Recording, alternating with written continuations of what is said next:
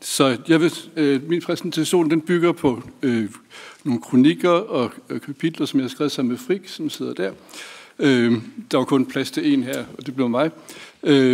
Og så må vi se, hvordan vi kan evaluere på det bagefter. Så jeg stiller spørgsmålet, hvad bør et foregangsland gøre?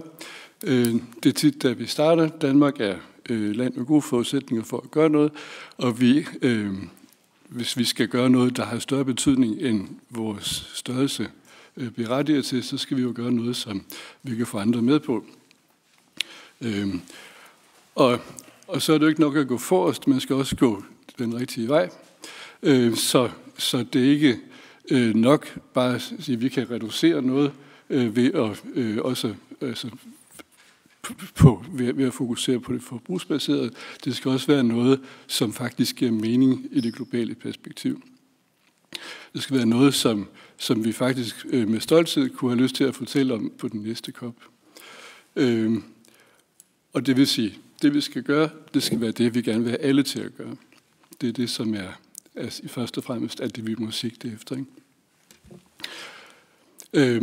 Og der er udgangspunktet for hele klimaproblemet, at det er et eksempel på det, man kan kalde fællesskabets forbandelse, som er samme fænomen, som vi har med al forurening, med overfiskning, med alle situationer, hvor hvis man gør noget, der forurener, så har man selv gevinsten ved det, man gør, mens generne, omkostningen er fordelt på mange mennesker. I tilfældet klima, så er det jo hele jordens befolkning, som skadevirkningerne rammer, mens man selv får den gevinst, som følger af, at man udleder CO2. Så det er grundvilkår, at det er problemet, som vi skal adressere. Og det er også et grundvilkår, at der ikke er noget land, som kan gøre noget væsentligt alene. Det er derfor, vi har problemet. Det er ikke en grund til at give op, men det er det problem, vi sådan set skal løse. Så det er ikke nok at sige, nu må vi gøre noget. Vi bliver nødt til at forholde os til, at der er den her asymmetri mellem, hvem der får gevinsterne, og at vi alle sammen bærer omkostningerne. Så det, der er brug for, det er en måde, hvorpå vi kan koordinere globalt, hvor landene kan forpligte hinanden på klimamålsætninger og på, at de bliver overholdt. Og heldigvis så har vi sådan en struktur, fordi det er Paris-aftalen, som ikke er perfekt, men som nok er det bedste, vi kan håbe på, og som så der er ligesom, der er ikke, it's the only game in town, der er ikke andre muligheder.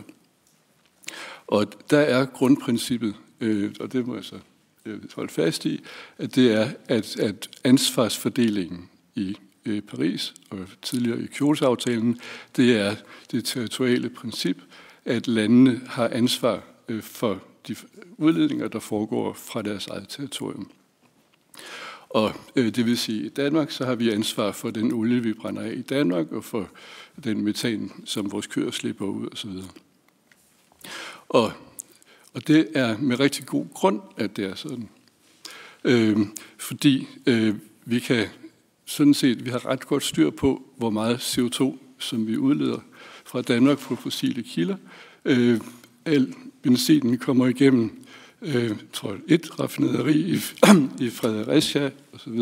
Så det er ikke et problem sådan set at måle, hvor meget det er. Det er sværere med ikke-fossile kilder, men det kan vi også. Og faktisk tør næsten påstå, at alle lande i verden har rigtig godt styr på deres fossile energi, fordi det er et skatteobjekt. Det er noget af det første, man inddrager, når man overhovedet skal have et skattesystem. Og det betyder, at når man regulerer fra den side på udledningerne, så kan man ramme udledningerne rigtig præcist. Man kan have et kvotesystem, som vi har i EU. Man kan have CO2-afgifter, som giver lige præcis det afgiftstryk på CO2, som man politisk kan blive enige om. Og det betyder rigtig meget, fordi det gør, at vores klimapolitik kan blive omkostningseffektiv. Der er ingen point for at lave omstillingen mere dyr og besværlig end højst nødvendigt, Det eneste, der tæller, det er, hvor meget CO2 vi lukker op i atmosfæren. Og derfor så gælder det om at gøre det så billigt og smertefrit, som vi overhovedet kan. Og det er ved at ramme udledningerne så præcist, som vi overhovedet kan, med de instrumenter, vi har til rådighed. For det står den forbrugsbaserede opgørelse. Og der vil jeg sige, at det er faktisk nærmest umuligt at opgøre klimaaftrykket på produktniveau. Det bedste, vi har, det er det, som ligger i Danmarks Statistik, eller hos Energistyrelsen, som bygger på nationalregnskabsstatistik og import- og eksportstatistik for en stor del af verdenshandlen. Og det er virkelig, virkelig groft. Det er sådan noget 100 et eller andet varegrupper, der indgår. Og det er jo simpelthen ingenting i forhold til, hvor mange forskellige varer, der er som vi kan købe, og som indgår som input i produktionen i det kæmpe verdensomspændende net af altså produktionskæder. Og ligesom at regulere det detaljeret ud fra noget, som har 100 eller anden kategorier, det er håbløst. Så det kan man simpelthen ikke. Og herudover så er det jo sådan, at fordi vi gerne vil lave omstillingen effektivt, omkostningseffektivt, så let som muligt, så skal vi også undgå dobbeltregulering. Og de forbrugsbaserede opgørelser, der findes, de har ikke styr på, hvad der allerede indgår af klimapolitik.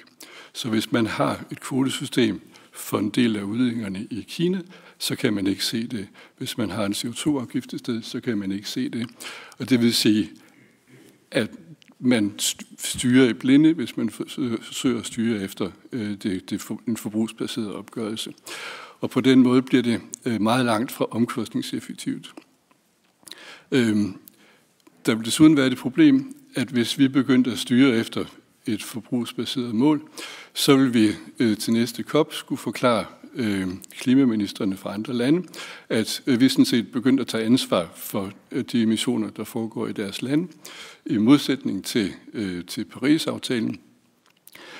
Og derfor har vi tænkt os at indføre begrænsninger på deres eksport til os, som vil gå ud over deres virksomheder. Det tror jeg ikke, vi bliver super populære på, hverken i forhold til sådan det handelsmæssige i det, og i forhold til det, at vi begynder at opfinde vores egen ansvarsfordeling, som i en eller anden grad vil træde i stedet for den, der er i Paris-aftalen. Men sådan helt grundlæggende, så synes jeg, at det bør være klart, at det er en virkelig god idé, at Paris-aftalen bygger på den territoriale opgørelse, og det bør vi understøtte alt, hvad vi kan. Ja. Så har vi Klimarådets argumentation for, hvorfor de synes, at vi bør have et pejlemærke for de forbrugsbaserede udledninger. Og for det første kan man lægge mærke til, at de jo selv har udvandet det fra at være et mål til at være et pejlemærke, hvilket man måske godt kan fortolke sådan, så de synes, man skal tage det sådan lidt forsigtigt. Frigge og jeg har læst deres rapport ret grundigt for at finde argumentationen i den, og der er faktisk ikke ret meget argumentation at finde. Det, der sådan er måske det, der ligner et argument mest, det er det, der er citeret her på skærmen, at hvis ikke landene, som vi importerer fra, fører en mere ambitiøs klimapolitik, så er der behov for danske tiltag i henhold til Paris-aftalen. Men som sagt, så fordeler Paris-aftalen jo netop ansvaret efter den territoriale opgørelse, så man kan så ikke henvise til Paris-aftalen og bruge den som argument for, at man skal regulere forbrugsaftrykket. Så bliver der også sagt, hvad nu hvis Paris-aftalen fejler? Og så vi må gøre noget. Det var også det, vi hørte fra Concito, stort set. Men det er jo sådan, altså hvis strengt taget, ikke, så har Paris-aftalen allerede fejlet, for vi når ikke 1,5 grad. Men det er stadigvæk det bedste bud på en koordinationsmekanisme, som vi overhovedet har. Og det vil sige, at det er stadigvæk det bedste, vi kan gøre, det er at understøtte Paris-aftalen. Den kan virke mere eller mindre godt. Den behøver ikke være perfekt. Vi skal bare gøre det så godt, som vi kan. Så det vi kan prøve på som foregangsland, det er at få Paris-aftalen til at virke bedre. Det er ikke at opbygge andre principper for, hvordan vi fordeler det globale ansvar. Så hvad bør vi gøre? Så først og fremmest så bør vi gøre det, som vi gerne vil have hele verden til. Og det vil sige, at vi bør fremme, understøtte Paris-aftalen. Og det kan vi gøre først og fremmest ved at sætte ambitiøse mål for vores egne udledninger og nå vores mål på så let som vi overhovedet kan, så smertefrit som vi overhovedet kan.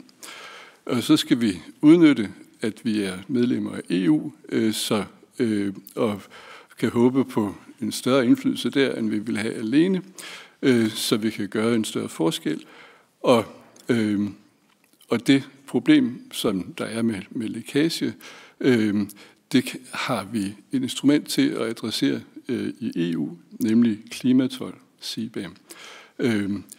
Og det har den meget store forskel til det forbrugsbaserede klimamål, at der tager man eksplicit højde for, hvilken klimapolitik, hvilke klimaafgifter de lande, vi importerer for, har i forvejen. Og det vil sige, så giver man dem et incitament til, at de har deres egne afgifter, fordi så kan de afløse vores klimatold, og de kan beholde pengene selv. Jeg er næsten færdig. Et andet ting, vi kan gøre, som EU allerede har gjort med international skibstrafik, kan vi gøre med lufttrafik, hvor princippet er, at de udledninger, der ligger mellem landene uden for den territoriale opgørelse, kan vi inddrage i den territoriale opgørelse, og dermed udvide det princip, som Paris-aftalen, altså som det hele bygger på. Jeg tror, jeg har brugt min tid. Jeg kan fornemme det lidt på formanden. Så jeg vil bare sige tak for opmærksomheden, og der er et link der til en kronik, som Frigga og jeg har skrevet, som uddyber alt det, jeg har sagt. Mange tak. Ja, det er korrekt. Jeg har tidligere fået at vide, at jeg har et tydeligt kropssprog.